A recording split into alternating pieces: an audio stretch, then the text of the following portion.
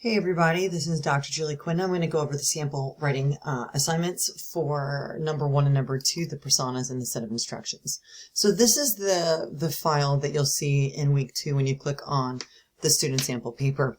And you'll notice that it is not an APA style. I don't care. It doesn't need to be. It just needs to be clear and legible with the content on each of your personas. You'll notice that in this file we have 3 personas of varying lengths, but that's okay because different personas that you create will have different needs and pain points and experiences, and so they don't have to be of the exact same length. We'll see. We have a name, we have an age. Age tells us a little bit, gives us some information about users' sort of access to technology, right? Especially since you're going to be creating instructions for website use. So our first person is an English instructor at Prince George's Community College.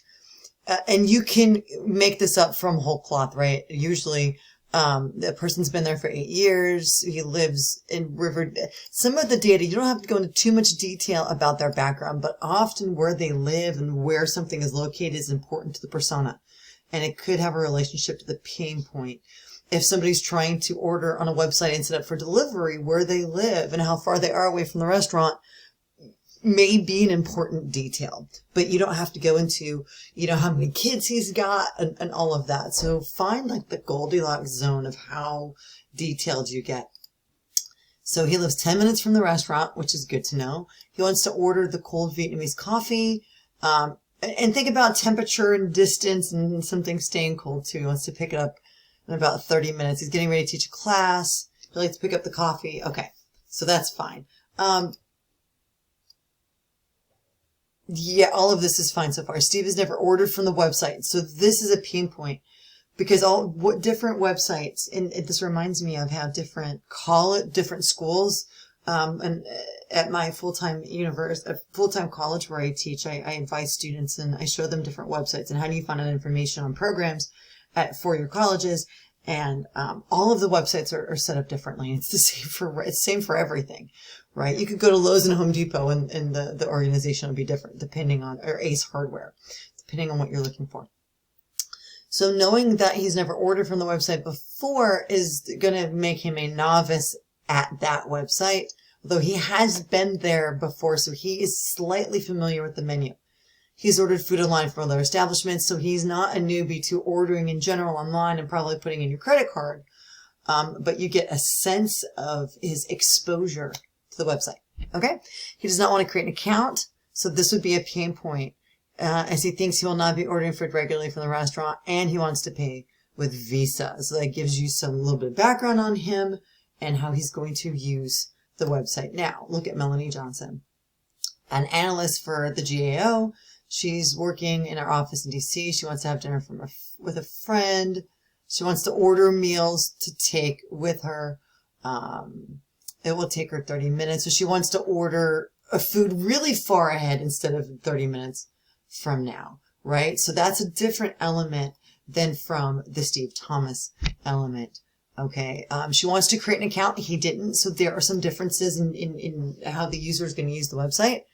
Let's see, she's going to use a different credit card. It may be that this restaurant doesn't even accept American Express, so that could be a pain point for her. So there may be some element of the instructions, a note, for example, or a caution that allows users to give them options, right? So our final user is Jared Sampson, is a little bit younger than the other 2 users. He's meeting with some friends later. Let's see, one of his friends, now he has a gift card. So now we see another different sort of situation. He wants to pay for it with gift card versus different types of credit cards. Okay. If he tries to order in the store, the food will take, okay. So he's never ordered food online. Interesting for a 23-year-old, but that's okay. That's the setup. That's the scenario. That may be the case for some people. He always goes on site. Maybe that's just a sort of a personal thing for him. So you can see how the characters have sort of different backgrounds. They have different needs. They have different wants with what's happening with the type of order, whether it's a small order or large order, how they pay. and so on, and whether they create an account or not. So this is a good example of the personas assignment. You get to create 3 people from thin air based on the different ways people use websites. Let me now go into writing assignment number 2, because I think it's going to be really important that we talk about writing assignment number 2, simply because I'm going to encourage students to try not to use real name brand websites. We want to make sure that these types of instructions don't already exist on the web. I can't stop you from using Home Depot or Walmart or Starbucks, but I think it's better if you choose a local establishment. So let me just put that out there. But now, this is what the instructions look like. Title of your instructions. Again, this does not have, this is writing assignment number 2. This does not have to be in MLA, or excuse me, in APA style, but you'll notice that there's a little blurb of an introduction. You'll notice that you've got your steps here. I am a fan, by the way, of starting with the imperative. You could write step number 1, access Banana Blossom Bistro from your preferred web browser. And there you go. I think it's much more smooth and it flows. But one of the gradable aspects of this assignment is, do you have the imperative verb? You'll see that it's highlighted on the page here, and it is. You're going to create a series of steps. You're going to have figure, a title, a caption for that figure, and a screenshotted image of the website. You'll notice that we've got multiple steps, and what's nice about this submission is that the steps are all nicely centered and consistent. You'll notice there's a little bit of white space here. And that's okay. It's just because this image was a little bit bigger. Now, starting with the imperative, that's great. I really like it when writers of instructions pop out the instruction in bold. All caps is fine. I actually prefer it when the font style matches the font on the screen. Now, this image needs to be slightly bigger because I can't read any of the instructions. I like that it's editorialized. That is a good option for writing assignment number 2. So it draws your reader's eye right to the image. But you want to make that image slightly bigger. I think you want to make all of these images slightly bigger. I had that at 100%. And even when I zoom in now, I can barely see it. But if say this was, somebody was in the store and they took their instructions, like a flyer instructions, mom and pop businesses do that. They may not be able to zoom in without a magnifying glass. Okay. And I'm not that old, but I wear glasses and I still couldn't read it. So my recommendation for a submission file that looks like this would be to zoom in enough to make the images big. I don't care how many pages it goes. You're working on construction of a set of instructions. Let's see. If you like to create an account, so you can see how, for some of your pain point users, you could see how step 3 is designed for them. If not, then people can actually jump ahead some steps. And you can create notes, you can create cautions and things like that. Again, make the image a little bit easier. Let's see. You also want to make sure you're being consistent. It looks like the actionable step is bolded, which is great, and it's consistently matching the capitalization choices made on the website. I love that consistency from instructions to image and back and forth. See how pick up for now is capitalized, pick up for now is capitalized that way as well. When you write your steps in full sentences, I think it's a good idea to be consistent with your punctuation. Make sure your capitalization is consistent. So figure is always capitalized, and the writer of this did a good job of that. Their caption for each figure, their figure title or your figure caption is always italic, and it looks like it's done in title case.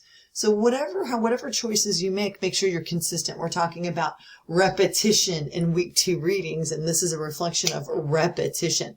And there's also a nice reflection of contrast with the white background of the document and the black text. Okay. So, and you can see how some of the images are basically edited in a basic fashion. You don't have to overdo this. Sometimes the simpler, the better. So I feel that this set of instructions is really good. My major recommendation is to bold the images just a little bit Maybe we can work on more proximity too by shrinking some of the spaces here. You don't need the big gaps between the figure and the figure title. You can even run these on one line. That may be able to get the more images to a page to avoid some of the big gaps in white space, but I'm not overly worried about that for this document. I hope that this review has been helpful for you. What I want to do in writing assignment number 2 is also pull up the rubric to show you how it's going to be graded. Now, in the overview for week 2, I already went over the writing assignment number 1 rubric, but in this video, I'm also going to go over writing assignment number 2's rubric so you can see how it's graded. It's a little bit more in depth, and my recommendation, as always, is to use the rubric as a gradable checklist. Print out your writing assignment number 2 when you're ready, and the rubric as well, and then go line by line. Do you have 8 or more steps? You can see how many steps are included and so on and so forth, right? And that ends up being, I believe, almost 10% of your grade, like 8.5% of your grade. The instructions begin with the imperative verb or with the phrase followed by an imperative verb, 10 points. If you're missing a lot of the imperative verbs and it looks like you're just creating like dialogue, you may get partial points. If your steps just have the images but don't have any text, that would be absent. Steps need to be numbered. The list of steps need to be clear instructions on how to complete a task, but you don't need to have a paragraph of steps. When you're writing academic document or technical documents like this, you don't need to have a lot of prose paragraphing. You want to have short and sweet and to the point, but consider those pain points as you go. Now, notes, explanations, and warnings. Sometimes you're going to have parts of a process that may apply to some users and not others. You may just want that outside of the step. You'll notice in the overview of SA2, there was some content in red. That was a note, but I would probably put if this doesn't apply to you, skip to step 5, for example. Maybe that is a note ahead of the step instead of a note nestled into the step. Having an overview or introduction, a couple of the sentences will do. Don't overthink these instructions. You want them to be effective, and you want them to be, functional. That you have 8 or more graphics and that the graphics are clear, aligned, meaning that they're in a consistent space. Don't have some on the left margin, some on the right, some on the center, right? That they're your original screen captures and that they're labeled with, say, figure 1, figure 2, and that you give them a title, right? And you also want to work on proximity. Are these labels very close to the images that are conveyed? Document design. Do you have enough white space? Like, you don't want to have a ton of white space in between the step and the image. And you also want to make sure proximity is demonstrated. You don't want to have the title and figure on one page and the image on the next page. That does not demonstrate proximity. Proximity means each step is close to the graphic it represents, and like the figure title is close to the figure itself. Save this, by the way, as a PDF. That will help make sure that your spacing works well. Now, language choices. This is the grammar and mechanics element of this, and you're going to want to make sure you turn on your grammar check and go through it, and that maybe you read your steps out loud for consistency and flow. And punctuation choice. Remember, use punctuation when necessary. If you're writing in full sentences, use periods, for example. Avoid random capitalization unless you're talking about an action step and that step is bolded or capitalized in an interesting way on the image, and you want to represent that. That's perfect. Do that. Finally, in addition to the instructions, you're actually going to write a description at the end of it and explain how the instructions accommodated each of those personas you created in writing assignment number 1. So this is where they are tied together. The biggest issue I see with students doing writing assignment number 2 is that they don't they forget to add the instructions on how they accommodated each persona. This could be one paragraph of a couple of sentences for each, and that's all you need here. But it's a reflection that shows how you're tying together writing assignment 1 and 2 and how you created a variety of characters, personas, that had varying needs that you attended to in the instructions document. So that's my overview for writing assignments 1 and 2. And if you have any questions, just reach out and let me know.